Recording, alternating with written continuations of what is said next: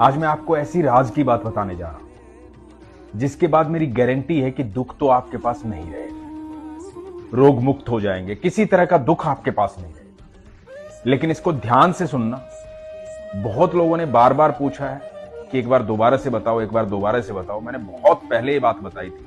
आज ध्यान से सुनना और इसको आजमाना, देखना, फिर दुख भाग जाएगा। हरे कृष्ण दोस्तों, मैं हूं अनुज शर्मा।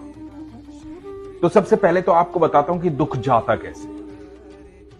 दुख की एक खासियत होती है, दुख कभी अकेला नहीं आता। दुख आता है ईश्वर को साथ लेकर आता है, और इतना भोला होता है कि उसको पता नहीं होता कि मेरे साथ ईश्वर चल रहे हैं। यदि सामने वाले ने ईश्वर पर विश्वास कर लिया तो मेरी मृत्यु निश्चित है।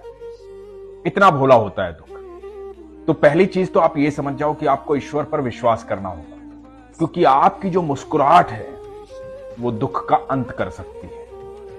दुख कितना भी शक्तिशाली हो, बस आपको मुस्कुराते हुए उस समय को गुजार देना है।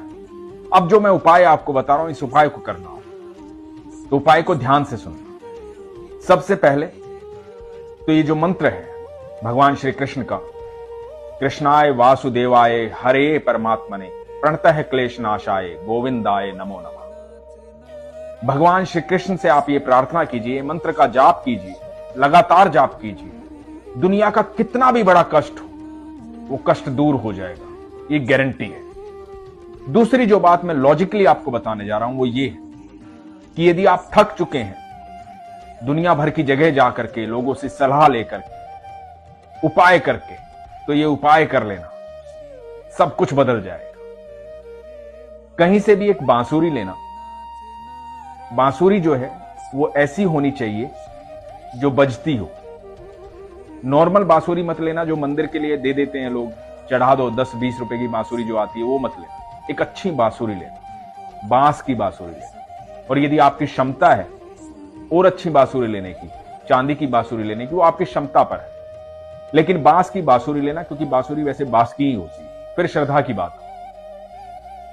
तो बांसुरी लेना, और बांसुरी को टेस्ट मत करना, ना चेक करना, ना दुकानदार से चेक करवा। उस बांसुरी को लेना, मंदिर जाना, भगवान श्री कृष्ण के किसी भी मंदिर जो आपके आस पड़ोस में कहीं भी भगवान श्री कृष्ण का मंदिर है, उस बांसुरी को लेकर जाना, भगवान के सामने अपने मन की बात रखना, जो भी आपके मन में चल रहा है, जिस भी दुख से आप गुजर रहे हैं, जिस भी समय से आप गुजर रहे हैं, वो बात अपने मन में कहना भगवान से प्रार्थना करना कि भगवान मेरे सारे कष्टों को दूर करो। उस बांसुरी को भगवान को अर्पित कर।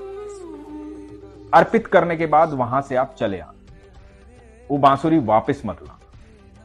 अपने मन की बात कह के आप चले आना। आप यकीन मानना, कुछ ही समय में आपकी सारी समस्याओं का हल हो जाएगा। अब आप सोचोगे कि समस्याओं का हल कैसे हो जाएगा, तो इस बात को समझिएगा जो मैं बता रहा हूं। बांसुरी भगवान श्री कृष्ण को अत्यंत प्रिय है। बांसुरी एक ऐसा वाद्य यंत्र है, आप दुनिया में किसी भी व्यक्ति को यदि आप देंगे तो उसे लेगा और सबसे पहले उसे फूंक मारेगा, चाहे उसे बजानी आती हो या ना आती, लेकिन वो उसे फूकेगा जरूर। तो ये बांसुरी दे रहे हैं आप सर्वेश्वर को, भगवान श्री कृष्ण को।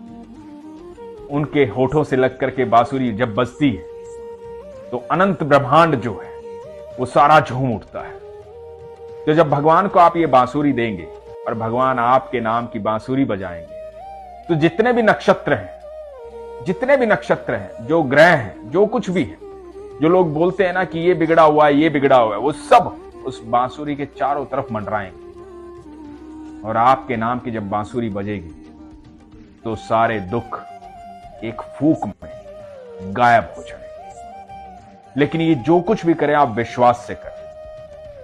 एक ही बार करना है, ऐसा नहीं है कि आपको लगातार जाके बांसुरी देनी है, एक ही बार करना। ध्यान से सुनिएगा इस बात को। तो एक बार जाइए, मन से बांसुरी दे के आइए, उसके बाद विश्वास रखिए कि आने वाला समय आपका बहुत बेहतर होने वाला है। ये मैं गारंटी देता हूं कि सब कुछ बदल जाएगा, आपके जीवन में अच्छा समय आएगा। दूसरी बात है आपके प्रारब्ध। जो भी कर्म हमने किए हैं किसी भी जन्म में, कभी भी या अभी या कभी, तो प्रारब्ध हमें काटने होते हैं। लेकिन ईश्वर का संग जो है उन प्रारब्ध को काटने में आपको सहूलियत देता है, आसानी देता है। क्योंकि ईश्वर जब आपके संग रहते हैं, दुख कितना भी बड़ा हो वो कमजोर हो जाता है। दुख को एक ही तरीके से आप कमजोर कर सकते हैं, ईश्वर पर विश्वास करके। तो आप भरोसा कभी मत तोड़िए, किसी की बातों में मत आइए। जब आप कमजोर होते हैं, आपका वक्त कमजोर होता है, आप दुखी होते हैं, तो लोग तरह तरह की सलाह देते हैं। लोग भिन्न भिन्न बातें करते हैं, ये कर ले, वो कर ले, ऐसा कर ले, वैसा कर ले। कुछ करने की आवश्यकता नहीं है, सिर्फ विश्वास रखने की आवश्यकता है। एक अत्यंत खूबसूरत प्रसंग आपको सुनाता हूं, ये सुनिएगा। इस प्रसंग से आपको समझ में आएगा कि कौन है कृष्ण और क्यों बातें करते हैं हम विश्वास की, और क्यों मैं कहता हूं कि वो सारे दुख हर ले। तो ये बात है महाभारत शुरू होने से पहले। महाभारत शुरू होने से पहले हुआ यूं कि भगवान 5 जगह मांगने आए पांडवों के लिए कौरवों से। भगवान ने कहा कि 5 जगह दे दो, तुम हस्तिनापुर चलाना, और वो 5 जगह पर अपना राज्य करेंगे, सब खुशहाली से रहेंगे, कोई दिक्कत की बात नहीं होगी, तुम खुश रहना, वो खुश रहेंगे, क्या जरूरत है आपस में झगड़ा करने की। लेकिन शकुनी को यह बात सहन नहीं हुई। शकुनी ने दुर्योधन को कहा कि इसको बंदी बना ले, ये उनकी हिमायत लेकर आया है, उनकी तरफ से आया है, उनको हमारे राज्य से हिस्सा देना चाहता है।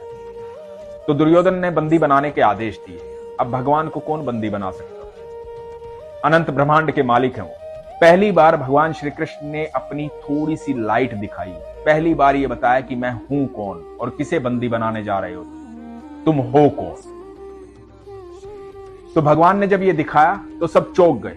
भगवान को कौन बंदी बना सकता था? भगवान अपनी बात कह के चले गए। जब श्री कृष्ण अपनी बात कह के चले गए तो कौरवों के राजा धृतराष्ट्र ने ज्योतिषी को बुलाया, सबसे मिलकर के सलाह ली कि क्या करें।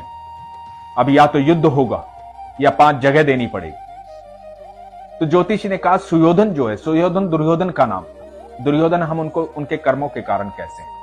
तो ज्योतिषी ने कहा जो सुयोधन है, सुयोधन की कुंडली में राजयोग है, दुनिया में कोई भी हरा नहीं सकता, निश्चित तौर पर राजा बनेगा, कोई रोक ही नहीं सकता, कुंडली में लिखा है। तो आप निश्चित तौर पर विश्वास रखिए कि आपका पुत्र ही राजा बनेगा, युद्ध कीजिए। और एक ज्योतिषी के कहने पर युद्ध शुरू हो गया। जब युद्ध शुरू हो गया तो 3 दिन बीत गए। 3 दिन बीत गए और कौरव निपटने शुरू हो गए। तो धृतराष्ट्र ने ज्योतिषी को बुलाया और ज्योतिषी को कहा कि तुमने कहा था मेरा बेटा राजा बनेगा, तो ये क्या चल रहा है? तो ज्योतिषी ने कहा कि महाराज अभी तो 3 ही दिन हुए, मैंने तो परिणाम की बात की, इंतजार कीजिए, सुयोधन ही राजा बनेंगे। 8 दिन बीत गए, आधे कौरव निपट चुके थे। जब आधे कौरव निपट गए, धृतराष्ट्र चिंतित था।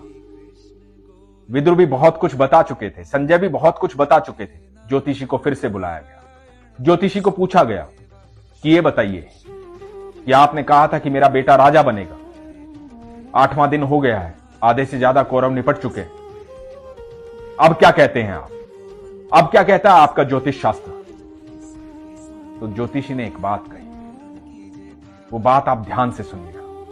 ज्योतिषी ने कहा कि वहां कोई है जो समय और परिधि से परे है, वहां कोई है जिसने नक्षत्रों की दिशाएं बदल डाली, कोई है वहां। तो विदुर ने कहा कि श्री कृष्ण है वहां, प्रभु है वहां। दोस्तों, सारे नक्षत्रों का स्वामी मेरा कृष्ण है, मेरा ठाकुर है। जहां वो होता है वहां कुछ नहीं होता है, और जो वो चाहता है वही होता है। इसलिए इधर उधर भटकिए मत, विश्वास कीजिए। आपको पता है कि महाभारत के युद्ध के बाद राजा कौन बना था? क्योंकि सब नक्षत्रों का स्वामी मेरा कृष्ण है।